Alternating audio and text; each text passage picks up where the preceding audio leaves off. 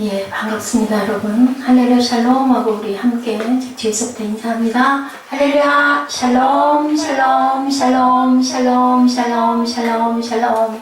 하나님 사랑합니다. 여러분, 주 안에서 사랑합니다. 사랑 참 좋죠. 사랑의 세레나데 아까 흘러나왔던 곡입니다. 우리 동영상 볼 때. 사랑 안에서 항상 끝까지 기억되려면 상대방이 나를 섭섭하게 했다 하더라도 내가 선배했을 때 끝까지 아름다운 기억 속에 기억나는 사람이 될 것이다. 굉장히 내용이 하나님 말씀이죠. 사랑하라. 항상 주 안에서 우리가 사랑해야 할 줄로 믿습니다. 오늘 본문 말씀이죠. 복음 전파의 신비. 복음 전파는 정말 신비해요. 어떻게 그렇게 복음이 땅 끝까지 전파하라고 2000년을 조금 넘은 시간에 예수님이 말씀하고 가셨는데 땅 끝까지 전도가 지금 되고 있습니다.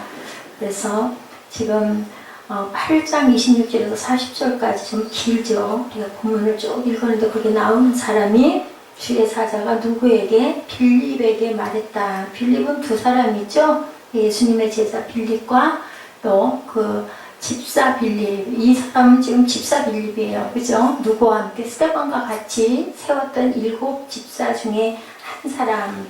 여러분들 에디오피아라는 나라를 아시니까 저도 잘 몰랐었어요. 에디오피아라는 나라가 그냥 아프리카 쪽 어느 쪽 거기에 있는 그런 흑인들의 나라이지 그 정도까지 알았는데 제가 오늘 말씀 준비하면서 보니 우리나라와 굉장히 중요한 관계가 있는 나라였다. 6.25 때 우리나라에 파병을 했던 그러한 우방국이기도 했네요. 보니까 이 나라에 인류 최초의 화석이 발견된 나라라고 합니다. 에디오피아가. 그래서 인류학에서는 인류가 고대 최초로 이 지역에서부터 살았을 것이다 라고 이렇게 추정을 하기도 합니다. 다음으로 이 나라가 오늘 전 세계인이 가장 사랑하는 음료인 커피의 원산지이기도 했다고 합니다. 에디오피아의 한 목동이 커피의 붉은 열매를 먹기 시작하면서 커피가 인류를 위한 음식으로 대두가 됐다고 하네요.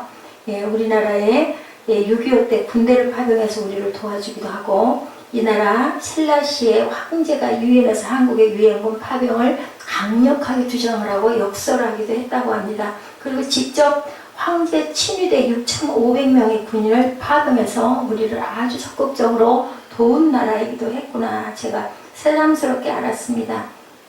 더 재미있는 것은 에디오피아에 있는 오랜 세월 유대인들이 살았다.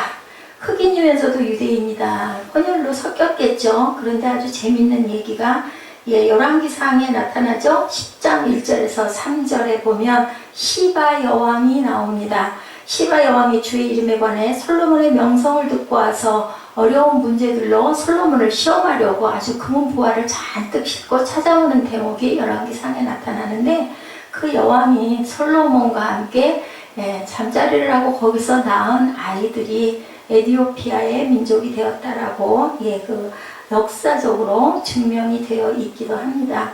그 아들 후손이 에디오피아에서 살아왔는데 1985년 이스라엘은 솔로몬 작전이라는 이름으로 그들을 이스라엘 땅으로 이주시켜서 지금은 대부분 이스라엘에서 함께 살고 있습니다.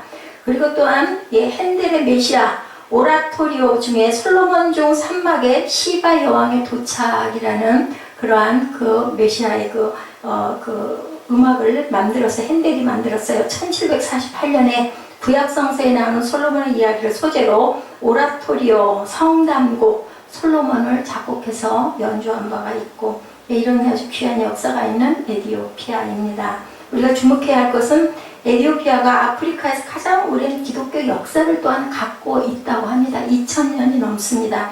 현재 에디오피아의 종교 현황은요. 에디오피아가 정교회가 43.5%입니다. 부교죠. 정교회가 43.5%, 개신교가 18.6%, 로마 천주교가 0.7%, 이슬람이 33.9%, 무속이 2.6%. 그러니 여기 이슬람교하고 정교회하고 거의 비슷한 그런 프로테이지를 갖고 있고 개신교는 18.6%밖에 안 되네요. 보니까 이 에디오피아가 정교의 역사가 다른 모든 종교의 역사와 비교할 수 없을 정도로 길다. 2000년이 다 된 긴 역사를 갖고 있는 나라 에디오피아입니다.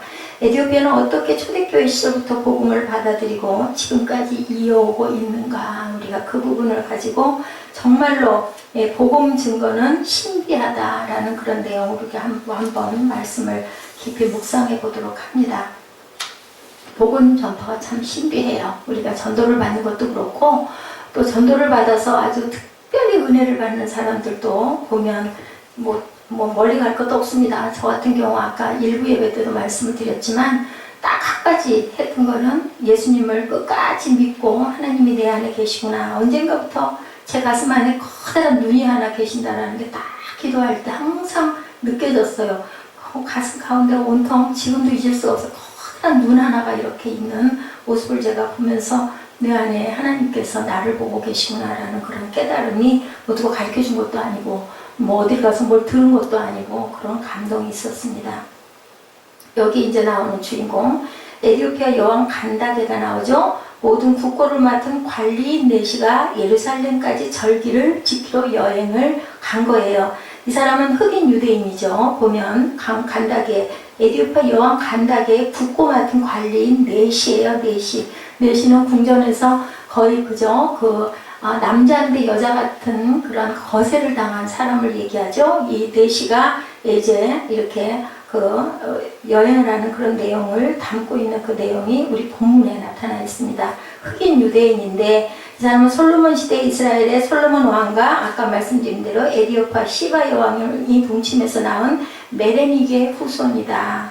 이 사람이 예배를 마치고 에디오피아로 이제는 돌아가는 길이었었어요.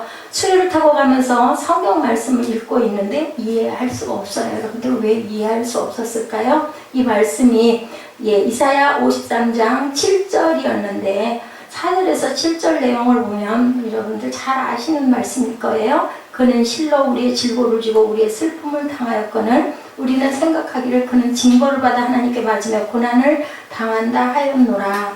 그가 찔림은 우리의 허물 때문이요 그가 상함은 우리의 죄악 때문이라. 그가 징계를 받으면 우리는 평화를 누리고 그가 채찍에 맞음으로 우리는 나음을 받았도다. 우리는 다 양 같아서 그를 행하여 각기 제 길로 갔거늘 야훼께서는 우리 모두의 죄악을 그에게 담당시키셨도다. 7절이죠. 그가 곤욕을 당하여 괴로울 때도 그의 입을 열지 아니하였으며 마치 도수장으로 끌려가는 어린 양과 털 깎는 자 앞에 잠잠한 양같이 그의 입을 열지 아니하였도다.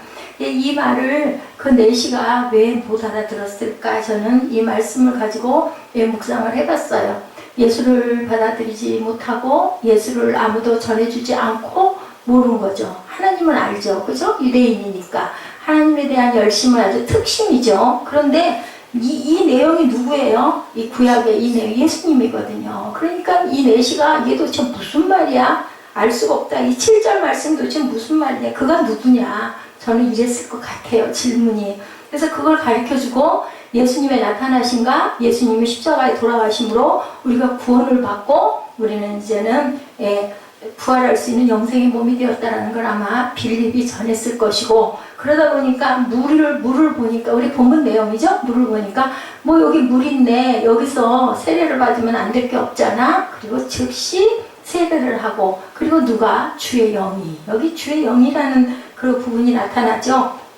사람이 한 게 아니라 26절에 보니까 주의 사자가 빌립에게 말하 이르되 일어나 남쪽으로 향하여 예루살렘에서 가사로 내려가는 길까지 가라고 얘기를 합니다. 29절에도 성령이 빌립더러 이르시되 이 수레로 가까이 나아가라. 어떻게 하라는 것까지 어떻게 해요? 구체적으로 얘기하시는 부분이 보이죠. 하나님께서 빌립에게 에디오피아의 내시를 만나라고 지시하신 거예요. 이게 바로 전도의 신비죠. 39절에 보니까 둘이 물에서 올라올새 주의 영이 빌립을 이끌어갔어요.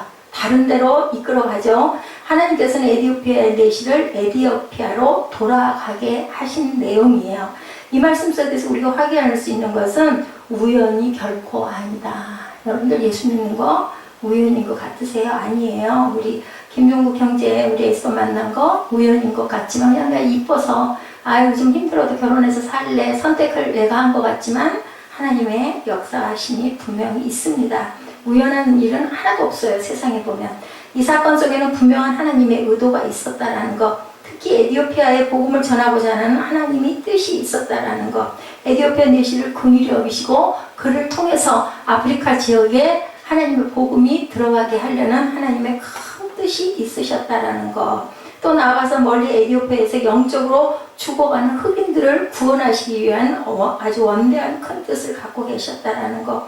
이사야 55장에 그렇게 말씀하시죠. 내 생각과 뜻이 너희보다 깊고 높다라고 이렇게 말씀합니다. 하나님께서는 그 뜨거운 마음에 비상한 조치를 취하시죠. 이 사건은 복음을 전하는 사람이 현지에 가지 않고 복음이 전해지는 첫 번째 사례가 이 빌립을 통해서 일어나는 것이 보여집니다. 복음을 받은 사람이 자기 고향으로 돌아가 교회를 세우고 복음의 역사를 일으킨 첫 번째 사례였다. 이 사람이 돌아가서 이 아프리카에 자기 교회를 세운 게 바로 2000년 역사가 된 정교회의 그 시초였다라는 얘기예요. 예, 그래서 거의 30몇 프로였다고 그랬죠? 40몇 프로인가? 그 정도로 많은 43.몇 프로였나요? 그런 숫자가 되었다. 역사가 가장 길다. 하나님께서 에디오피아에 복음을 전하시기는 하셔야 하는데 거기까지 갈 만한 여력이 지금처럼 교통편이 좋지가 않고 하다 보니까 영으로 부르신 거예요. 여러분들 성령의 음성 들어보셨어요? 예, 가라고 말씀하시고 니는 어떻게 해야 된다라는 말씀을 아주 꼭 필요할 때는 하십니다. 하나님께서는. 제자들도 성령 받은 지 얼마 되지 않고 예루살렘 교회에 이제 막 개척돼서 선교에 나설 여력이 전혀 없었을 그때 선교사 파송이 아니라 현지인의 방문을 통해서 거꾸로 복음 전파가 그곳에 와서 복음을 받아들이고 은혜를 받고 자기 나라에 돌아가서 교회가 세워지는 일이 그때 2000년 전뿐만이 아니라 지금도 일어나고 있다라는 것이 예, 그 관증에 나타나 있습니다. 또 있죠. 사도행전 16장 6절에 보니까 이 말씀이 있죠. 바울이 환상을 보죠. 그래서 아시아로 가려고 했더니 못 가게 막죠. 주의 성령이 막고 어디로? 유럽으로 가라고. 예, 그 부분에 말씀이 있습니다. 예, 성령이 아시아에서 말씀을 전하지 못하게 하시거늘 그들이 부르기아와 갈라디아 땅으로 다녀가 7절에 무시아 앞에 이르러 비두니아로 가고자 했을 때 예수의 영이 허락하지 아니하시는지라 무시아를 지나 드로아로 내려갔는데 9절에 밤에 환상이 바울에게 보이니 마게도냐 사람 하나가 서서 그에게 청하여 이르되 마게도냐로 건너와 우리를 도우라 하거늘 바울이 그 환상을 보았을 때 우리가 곧 마게도냐로 떠나기를 힘쓰니 이는 하나님이 저 사람들에게 복음을 전하라고 우리를 부르신 줄로 인정합니다. 바울이 디모데와 함께 2차 전도 여행 하던 중에 아시아로 계속해서 가려고 했는데 하나님이 성령이 나타나셔서 말씀을 하시는 거예요. 소아시아 전도하지 말고 이제는 유럽으로 가라. 그래서 엄청난 큰 역사가 유럽 전역에 일어나는 것이 나타나요. 이게 바로 하나님의 생각과 뜻이 우리의 생각과 뜻보다는 깊고 넓다라는 거죠. 이사야 55장 9절이죠. 하늘이 땅보다 높은 같이 내 길은 너희의 길보다 높으며 내 생각은 너희의 생각보다 높으니라. 하나님께서는 우리의 생각을 초월하세요. 제가 늘 생각을 해봐도 그때는 왜 하나님 그러셔가지고 저를 이렇게 힘들게 하셨습니까 하고 원망할 때가 많지만 시간이 지나면서 가만히 느끼고 깨달아 보면 이거보다 더 잘된 일은 없네. 그나마 얼마나 철행인가. 철행이 뭐예요? 하나님의 행동하신 거예요. 저는 그렇게 해석을 합니다. 한 문자가 아까 그 한문 부분 제가 올려놓은 거 개인적으로 보시기 바랍니다. 아주 한문의 글자가 그 뜻이 딱 하나님의 그 섭리가 그대로 그 한문에 나타나 있어요. 근데 그거 아이들 보여줬다가는 지루해 할까봐 말씀을 아까 에이브람 링컨으로 제가 바꿨습니다. 하나님은 그를 성령으로 인도하여 그의 노력과 함께 놀라운 조화를 성령으로 인도해서 지시하시죠. 지시하신 것을 받는 건 누구예요? 인도받은 사람이 받아야 돼요. 안 받고 무시하면 역사는 일어나지 않습니다. 그럼 하나님이 포기하실까요? 아니요. 사람 바꿔서 다시 쓰세요. 끝까지 그거는 일어납니다. 안 받으면 자유로 선택할 권리가 우리에게는 있기 때문에 안 받는다고 뭐 당장에 하나님이 야단을 치시거나 벌을 내리시는 건 아니고요. 근데 받았던 사람이 그것을 행하지 않고 가면 아주 인생이 신앙 고난하죠. 되는 일이 없다고들 하죠. 그건 주변에서 얘기하는 그 소리를 들어보면 그럽니다. 대개 가장들이 하나님의 그 은혜가 임해서 너 이렇게 해서 이렇게 해라 라고 이런 감동이 왔는데 또 서원을 했는데 부모님이 서원을 했는데 아니면은 그 본인이 뭐 어디를 가서든 은혜를 받고 저 이렇게 하겠습니다. 대개는 청년 때 선교사 어디로 이렇게 가겠습니다 하고 막 손들고 나가가지고 안수받고 했는데 안 하면은 평생 가슴에 그게 걸려가지고 있다 보니 뭔 일이 잘 되겠어요. 갈등이 있었을 것이고 그렇게 좋지 않은 일들이 많이 일어난다는 얘기를 듣습니다.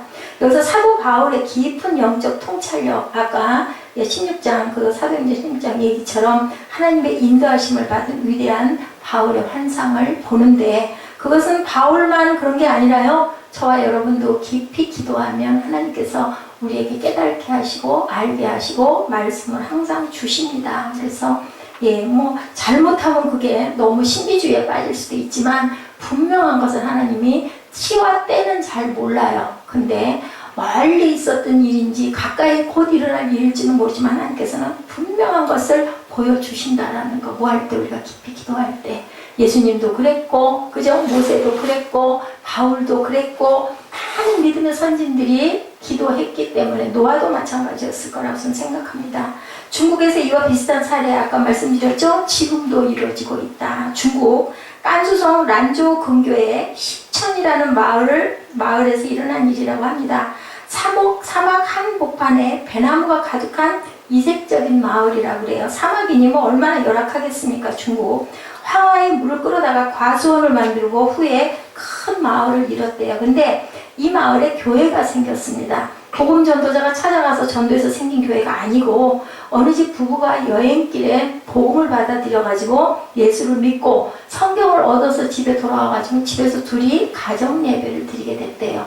그러자 가정 예배를 드리는 걸 본 주변에서 교회가 하나도 없으니까 뭐 사막 한가운데 뭐가 있겠어요? 그러다 보니까 얘기를 전해 듣고 한 집 주변에 있는 이웃들이 와서 예배를 드리기 시작한 게 50명이 넘는 가정교회가 이루어지게 됐다고 합니다. 한국에 있는 중대형 교회에서 선교를 하고 있는 교회에서 이 소식을 듣고 가가지고 교회를 세워주고 거기에 목회자를 세워주는 그런 일이 있었다라는 것을 제가 예화에서 봤습니다. 실제 있었던 일입니다.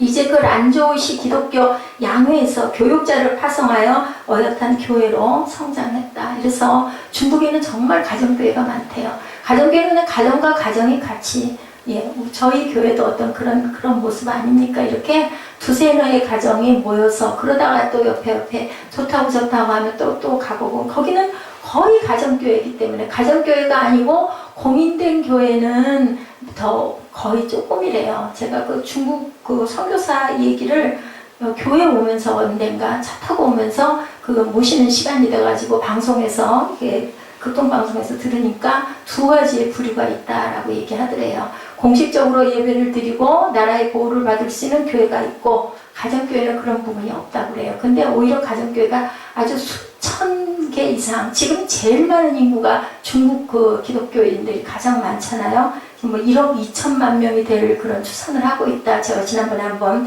전해드렸죠. 그 2020년 정도 되면 지금도 뭐 1억이 넘는다고 합니다. 그게 전부 어디서 그 공인되지 않고 전도 못해요. 중국은 가면 성경을 편하게 전해줄 수가 없고 전해주다 걸리면 붙잡혀서 추방당합니다. 그런데도 교회가 이렇게 불릴 듯 일어나고 있다는 것을 지금 증거가 나타나고 있습니다.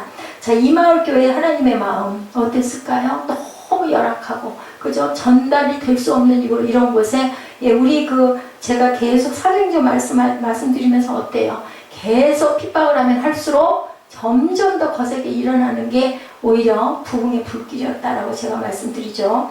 비상한 방법으로라도 구원해서 한 영혼이라도 하나님께 돌아오게 하기 위해서 하나님께서는 오늘도 역사하시는데, 이사야 55장 8절이죠. 내 생각이 너희 생각과 다르며 내 길은 너희의 길과 다름이니라. 야훼의 말씀이니라 하죠. 이는 하늘이 땅보다 높음 같이 내 길은 너희의 길보다 높으며 내 생각은 너희의 생각보다 높음이니라. 오늘도 지금도 하나님께서는 복음을 듣지 못하고 불쌍한 영혼들을 향해서 계속 사람들을 파병하고 거꾸로 사람들이 이쪽으로 와서 만나게 해서 다시 돌아가서 예수를 믿는 사건들이 이렇게 많이 일어난다. 그런데 중요한 건 여러분들 준비된 사람을 쓰신다. 여러분들 준비되셔야 합니다. 오늘 본문에 하나님의 복음 전파의 신비는 준비된 사람을 통하여 이루어진다는 것을 알 수 있죠. 그 준비된 사람이 다름 아닌 하나님 마음을 헤아려야 하는데, 그런 사람은 어떤 사람이에요? 하나님을 그리워하고 사모하고 그죠? 기도하는 사람이죠. 여기 빌립 사도행전에 두 사람 아까 말씀드렸죠. 12제자 가운데 한 명, 그리고 7 집사 가운데 한 명. 오늘 이분은 7 집사 가운데 한 명입니다. 원래 빌립은 예루살렘 교회를 섬기기 위해 세움을 받은 집사였는데 당시 예루살렘 교회는 두 종류의 사람이 있었다라고 제가 한 2, 3주일 전에 주일 설교에 사도행전을 통해서 말씀드렸죠. 히브리파 유대인 원래 그렇죠? 원래 유대인, 그 본토에 살고 있던 유대인, 이스라엘 유대인, 하나는 헬라파 유대인, 이방 땅에서 모여들어서 그 예수를 잘 믿는, 하나님을 믿는 유대인들이 두 종류가 있었다. 이 두 종류의 교인들 사이에 구제의 문제로 문제가 일어나죠. 6장에 보면. 그래서 이제 어떻게 해요? 7 지자를 세우자. 봉사와 섬김은 그들에게 전적으로 맡기고 우리는 기도와 말씀 전하는 일을 하자. 지금의 목사님들 역할이죠. 그리고 이제 집사님들에게는 섬김을 또 뭐 예를 들어 뭐 신방을 이런 거를 할 수 있게 하자. 교회가 자꾸 커지다 보니까 일이 너무 많이 늘어나니까 이런 7 사람을 택하는데 기준이 있었어요. 빌립을 세우고 누구를 세웠어요? 또 그 스데반을 세우고 했던 7 집사가 사도행전 6장 3절에 보면 형제들이 너희 가운데서 성령과 지혜가 충만하여 칭찬받는 사람 7을 택하라. 성령과 지혜가 충만해서 칭찬받는 사람. 교회에서 칭찬하는 성도는 어떤 사람이겠어요? 믿음이 아주 특출한 사람이죠. 예배 절대 안 빠지고 봉사 열심히 잘하고 그리고 정말 하나님 찬양 잘하고 기도 잘하고 이런 사람을 그 교회에서는 그저 굉장히 칭찬을 하겠죠. 물론 또 성도 간에 서로의 관계도 너무너무 좋아야 되겠죠. 그래서 빌립은 성령과 지혜가 충만한 사람이었다. 이 6장 3절 말씀대로 빌립의 성령과 지혜가 충만했기에 하나님의 마음을 헤아릴 수가 있었다. 충만하다라는 건 뭐예요? 성령과 지혜가 충만하다라는 것. 하나님의 얼굴을 열심히 구하는 사람, 그죠? 능력이 충만해진다라는 것은 하나님께 열심히 기도해서 우리가 전신갑주를 입은 사람, 전신갑주는 곧 말씀이다. 라고 제가 지난 그 예배 때도 말씀드렸습니다. 하나님의 마음을 알고 그 마음으로 교회를 섬기니 교인들로부터 칭찬을 받는 사람. 그런데 빌립의 큰 변화의 사건이 누구를 통해 일어났을까요, 여러분들? 그 직전에 누가 있어요? 스데반이 있었죠? 돌 맞아 죽은 스데반의 사건이 있었습니다. 교회 안에서 집사로 맡은 직분을 성실히 잘 감당했는데 스데반은 교회 밖에서도 열심히 전도를 했던 그러한 사람이었었어요. 복음 전도를 해서 결국은 유대 종교지들에게 왜 미움받아서 돌 맞아 죽게 되죠. 설교를 아주 잘하던 그러한 스데반이었었습니다. 장렬하게 순교를 당하고 첫 번째 순교자가 됐어요. 그걸 누가 봤을까요? 빌립이 봤겠죠. 보면서 어땠을까요? 회개했겠죠. 나는 왜 저렇게 하지 못할까? 아마 그런 그 사모함이 분명히 있었을 겁니다. 아무도 빌립은 이 일로 충격도 받고 자기를 돌아보기도 하고 또한 부끄럽게 여기기도 했을 것이고 스데반이 왜 교회 안에서 봉사하는 일에만 그치지 않고 저렇게 밖으로 나가서 저렇게 애를 쓰다 저렇게 결국은 돌을 맞아 죽었을까? 돌을 맞아 죽으면서도 얼굴이 왜 이렇게 해처럼 빛나면서 돌아갔을까? 안 그랬겠어요? 그렇게 은혜가 충만한 사람인데 당연히 그랬겠죠. 죽으면서까지도 복음을 전하고 그 죄를 그들에게 돌리지 말라고 용서해달라고 예수님하고 똑같은 기도를 하고 돌아간 그 스데반에게 굉장한 영향을 받았을 것이다. 그렇게 받았을 겁니다. 그리고 스데반을 장례하면서 아마 새롭게 다짐하고 결단하지 않았을까. 빌립이 더 기도 많이 했겠죠. 그랬더니 하나님의 영이 그를 보내신 거예요. 거기로 가라고 부르신 거죠. 이 사건 이후에 유대교회 본격적인 박해가 일어나는 사건이 일어납니다. 그래서 예루살렘 교회가 시련을 겪죠. 그래서 거기에는 지도자들만 남기고 특히나 이방인들, 그죠? 아까 말한 헬라파 유대인들이 안 갈 수가 없이 뿔뿔이 흩어져 갈 수밖에 없었어요. 디아스포라가 된 거죠. 그 중에 한 명이 바로 빌립 집사였다. 빌립도 스데반도 모두 다 헬라파 유대인이었었어요. 본토인들이 아니라. 그러다 보니까 안 갈 수가 없이 예루살렘 교회를 떠나게 됐고 빌립이 먼저 찾은 곳이 바로 사마리아 지역이었다는 거예요. 우리가 기독교 역사, 특히 성경의 역사를 알아야 이 내용을 우리가 이해할 수가 있습니다. 그래서 이게 분명히 꼭 필요합니다. 그래서 주일날 오후 시간이든 아니면 주중에 보통 교회들은 하루 시간을 내가지고 성경 공부를 하는 이유가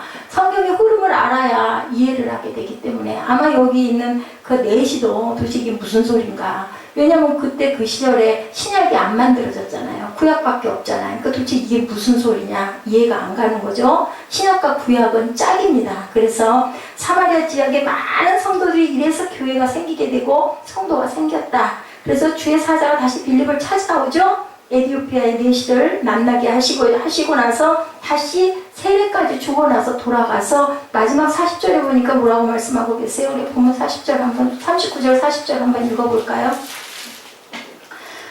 둘이 물에서 올라올새 주의 영이 빌립을 이끌어 간지라 내시는 기쁘게 길을 가므로 그를 다시 보지 못하니라. 빌립은 아소도에 나타나 여러 성을 지나다니며 복음을 전하고 가이사랴에 이르니라. 지금 2차 전도 여행 중이었어요. 그리고 그 내시는 그 길을 감으로 그를 다시 보지 못하니라. 그러면서 아프리카 지역에 교회가 세워지는 역사가 이 내시를 통해서 일어났다는 것을 사도행전 8장에 이렇게 증거를 하고 있습니다. 마지막 절까지. 이렇게 준비된 사람 누구요? 에디오피아 내시 그리고 빌립 집사 두 사람을 딱 만나게 해가지고 그저 한 사람이 대표로 그죠? 택함을 받음으로 인하여 한 사람이면 된다죠. 그 사람이 성령이 충만해지니까 돌아가가지고 얼마나 열심히 증거하고 전도했겠어요. 그래서 교회가 세워진 게 지금의 정교회다. 43.5몇 프로 정도의 그 아주 기가 막힌 비율로 지금도 2000년 역사를 자랑하고 있다. 또한 택함 받는 사람은 어떤 사람일까? 본문에 나오는 에디오피아 내시는 보통 사람이 아니겠죠. 얼마나 은혜를 많이 받았으면 돌아가는 예배 드리고 돌아오는 중에 또 성경을 펴서 읽고 있었겠어요. 그 광야의 뜨거운 햇볕 속에서 우리 같으면 아이고 한 잠 잠이라도 좀 자자 그럴 것 같아요. 실컷 예배 드리고 돌아가는 길인데 한 달여 거리였다고 합니다. 그곳에 왔다 가는 그 거리가. 그런데 이사야를 읽다가 빌립을 만나게 하죠. 이렇게 택함 받는 사람의 모습이 나타나죠. 에디오피아에서 예루살렘까지 예배를 드리기 위해서 방문을 한 사람이에요. 이 사람은 거리가 1500km나 된다고 합니다. 마차를 타고 오고 갈 때 한 달이 넘게 소요되는 그 광야와 사막 그 위에서 얼마나 뜨겁고 얼마나 먼지 날리고 얼마나 목마르고 힘이 들었을 텐데도 성경을 읽고 있었다. 고생을 무릅쓰고 하나님께 예배하는 길을 귀하게 여기고 실천했던 사람이다. 행함 있는 믿음을 갖고 있는 사람이죠. 더구나 이 사람은 국고를 맡은 고위 관리예요. 그런데 얼마나 일정은 바쁘고 얼마나 중책을 맡고 있었을까. 어렵사리 여왕에게 허락을 받았을 겁니다. 예배를 위해서 휴가를 낸 거죠. 그것도 한 달 이상 긴 휴가를. 왜냐하면 거리가 그렇게 기니까. 그 휴가를 내서 예배를 드리고 돌아가는 길에 왜 그 옛말에 우리말 있죠? 지성이면 감천이라고 하죠. 이렇게 지성스럽게 하나님을 찾는 자를 하나님께서는 기쁘게 여기시고 만나주시죠. 그래서 찾고 찾으면 내가 너희를 만나리라. 성경 말씀, 신약에 있는 말씀 그냥 다 그냥 그대로예요. 찾고 찾았더니 만나지죠. 뭐 공부를 많이 하고 머리가 뛰어나고 잘생기고 돈이 많고 이런 사람 만나는 게 아니라 하나님을 구하고 하나님의 얼굴을 구한다고 그러죠. 열심히 기도하고 하나님을 사모하는 자를 하나님은 만나주신다. 하나님께서는 이렇게 하나님을 위해 시간을 낼 수 있는 사람을 택하신다. 우리 참 바쁘잖아요. 저도 보면 하루 종일 뭐 하는 것도 없는 것 같은데 한 12시까지 동당동당 바빠요. 변한 게 하나가 있어요. 전에는 집에 돌아가서도 다시 컴퓨터를 켜서 뭐 묵상을 하고 뭘 찾고 있는데 요즘에는 그거 안 하고 못 하고 여기서 다 끝내고 들어가다 보면 막 늦을 때는 1시간 넘기도 해. 도대체 종일 뭐 했나. 남들이 생각해보면 정말 제가 아마 느리고 둔한가 봐요. 어찌됐든 간에 별로 쉬는 시간 별로 없는데도 하다 보면 막 끝부분에 막 몰려서 집에 빨리 가려고 애를 쓰고 들어가면 또 들어가서는 들어가서대로 또 성격이 있다 보니까 이것저것 하고 헐레벌떡 하다 보면 막 그 2시 그냥 1시 반 2시 휙딱 넘어가고 그럼 좀 쉬고 싶더라고요. 요즘에는 또 그래서 좀 더 쉬다가 조금 좀 재밌고 싶다 쉬고 싶다 뭐 좀 재밌는 게 뭐가 없을까 잠깐 묵상하고 나면 그러다 보면 그냥 서너시 휙 그렇게 돌아가 버리고 그리고 다시 교회 나오고. 그런데도 그 일상이 다른 사람 같으면 그냥 일반인 같으면 뭐 재밌겠어요. 혼자서 그러고 다니는 게. 근데 저는 그게 너무 기쁘고 즐거워요. 하나님이 딱 내가 제일 잘할 거 시키고 계시네. 앞으로 내일 일은 알 수 없죠. 그것도 하나님이 알아서 하실 일이기 때문에 이렇게 하나님을 사모하고 찾는 사람을 하나님은 분명히 만나주신다. 못생겼어도 능력이 없어도 가난해도 만나주신 하나님이심을 여러분들 아시기 바랍니다. 빌립을 만나자 그 말씀에 대해 묻죠. 예, 말씀의 사모함도 있었던 넷이었다. 그죠? 예배를 사모하고 말씀을 사모하고 하나님께서 이런 사람을 귀하게 만나주시고 쓰신다라는 것. 그야말로 사슴이 시냇물을 찾아 헤매듯이 말씀에 갈급했던 이 찬양 있죠? 예, 사슴이 시냇물을 찾아 헤매이고 갈급하나이다 찬양 있습니다. 말씀을 송이 꿀처럼 달게 받는 사람을 하나님께서는 택하시고 귀하게 그릇으로 쓰신다. 그뿐 아니라 이 사람은 예수를 믿기로 결단하자 즉시 세례받죠? 물이 있는데 안 될 게 뭐가 있습니까? 그 자리에서 세례를 받아. 근데 예수님 12제자 택하실 때 어떻게 했어요? 너 따라와 하면 그냥 무조건 즉시 따라갔죠. 나 집에 가서 이거 좀 정리하고 인사하고 올게요 하는 사람 하나도 없었어요. 제자들도. 이렇게 즉시 따라 나가는 거, 믿음의 행동, 이게 굉장히 중요하다. 하나님께서는 일찍이 이 사람을 주목해 보시고 택하셨다. 빌립을 통해서 이 사람을 세울 계획을 갖고 계셨다. 근데 우리는 아무도 몰라요. 저도 마찬가지예요. 항상 얘기하지만 전혀 꿈도 생각도 못했어요. 항상 그 얘기했어요. 다른 사람은 다 해도 나는 못할 거야. 어우, 말도 안 돼. 어떻게 내가 이 자리에 설 수가 있겠어. 근데 사모했어요. 너무 대단하고 너무 막 거룩하게. 그죠? 우리 초등학교 처음에 들어갔을 때 담임선생님 화장실도 안 갈 것 같이 막 대단하게 높게 막 이렇게 보듯이 저는 목회하시는 분들 보면은 막 앞에 가면은 그냥 고개를 못 들고 이렇게 다녔어요. 왜 그랬는지도 모르게 그냥 그런 마음이 있었어요. 그런 사람을 하나님께서는 영혼을 구원해 주시고 택해서 쓰신다. 뭐 하는 사람? 잘난 사람, 똑똑한 사람 아니고 사모하는 자, 그리고 찾는 자를 쓰시고 행함이 있는 자를 쓰신다. 하나님의 마음을 이루시는 도구로 택함을 받은 그 기쁨과 영광은 아무런 그죠? 그 이유가 없고 하나님을 향한 그러한 그 열정이 있고 그리고 사모함이 있고 그리고 행함이 있는 자를 하나님께서는 만들어서 쓰십니다. 오늘 본문 말씀은 하나님의 복음 전파의 신비를 이렇게 보여주고 계시는데 이것은 하나님께서 그죠? 창세전에 택정하신 일이라고 성경에 말씀하고 계시죠. 한 영혼을 구원하기 위한 하나님의 신비로운 역사 속에서 하나님의 뜨거운 마음, 우리 인류를 사랑하시는 마음이 있죠. 죽어가는 영혼을 하나님께서는 한 사람도 악한 자까지도 그냥 두지를 못하시고 어찌하든 뭐를 통해서든 변화되기를 오늘도 기다리신다라는 것. 여러분들 빌립처럼 하나님의 마음을 담을 준비를 하시기 바랍니다. 그리고 또한 에디오피아 내시처럼 사모하는 마음, 갈급한 마음, 그 시냇물을 찾듯 그죠? 사슴이 갈급하나이다 라는 말씀 시편에 있잖아요. 하나님을 무엇보다도 사랑하는 역사가 뭐예요? 사도행전 29장이 그래서 여기저기서 아까 그 얘기했던 중국에 있는 그 성에서도 지금도 현재도 2000년 전이 아니라 일어나고 있다는 것. 여러분들 하나님과 나와의 관계가 정말 사모하고 사랑하는 어떤 그 아가씨 하나가 아름다운 핀을 쇼윈도에서 봤어요. 그래가지고 너무 그 핀이 이뻐서 들어가서 물어보니까 핸드메이드예요. 엄청 비쌌대요.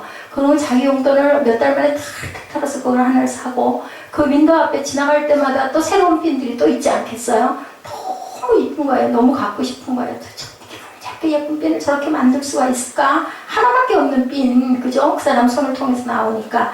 그래서 그 자매가 그 상점을 자꾸 방문해서 구경하고 하다가 그 핸드메이드 그 공예를 가진 그분에게 사사를 받기 시작을 해요. 나도 이걸 좀 배우고 싶습니다. 해가지고 사사를 받으면서 그 만드는 사람이 청년이다 보니까 청년하고 이 자매가 계속 이걸 만드는 거를 배우고 가르쳐주고 하다 보니까 둘이 사랑하게 됐대요. 그래서 결국은 어떻게 했어요? 그 핀을 만드는, 그 이쁜 핀을 만드는 사람의 아내가 됐어요. 아내가 되고 나니까 이제 핀을 사랑했을까요? 핀을 만드는 사람을 사랑했어요, 여러분들. 그러다 보니까 이 자매는 핀도 받고, 사랑하는 남군도 받고, 얼마나 좋을까요? 하나님의 나라의 역사입니다, 이것이. 우리가 예배를 드려야 내가 할 도리니까 해야지가 아니라, 하나님 너무 사랑해요. 할 때 하나님께서는 더해서 모든 것을 더해 주신다라는 것. 왜냐면 우리의 필요를 다 아시거든요. 그렇기 때문에 여러분들 복 받기 위해서 하나님 믿고 예수 믿고 또한 그 예배 드리는 것도 좋지만 그것보다는 내가 정말 하나님을 귀하게 사랑하는 거. 제가 한 거 한 가지 딱 태어나서 지금까지 제 생애 동안 한 거 어렸을 때부터 뭔지는 모르겠는데 교회를 좋아했고 예수를 믿었던 거. 중간에 못된 삶을 그렇게 오래 많이 살아도 하나님께서는 한 번도 야단치지 않고 잠잠히 바라보시고 결국은 하나님의 은혜로 제가 이렇게 서 있게 됐다는 거. 여러분들은 최소한 아무것도 안 돼도 저만큼은 되실 분들이라는 거. 왜냐하면 여러분들 세월이 젊잖아요. 그렇기 때문에 저보다는 훨씬 더 많은 쓰임도 받고 사랑도 받는 하나님의 귀한 자녀들 그리고 주의 종 되실 줄 믿습니다. 우리가 그렇게 믿고 결단하고 항상 행함으로 또한 감사함으로 우리 입술에 어떤 말 긍정적이고 안 된다라는 말을 절대로 하지 않고 축복하는 말을 하면서 주변에 은혜를 끼치는 저와 여러분 되시기를 주의 이름으로 축복합니다. 우리 주 품에 안겨보실까요? 그리고 주의 마음을 본받는 저와 여러분 되십시다. 잠깐 찬양하고 결단하는 시간 같습니다.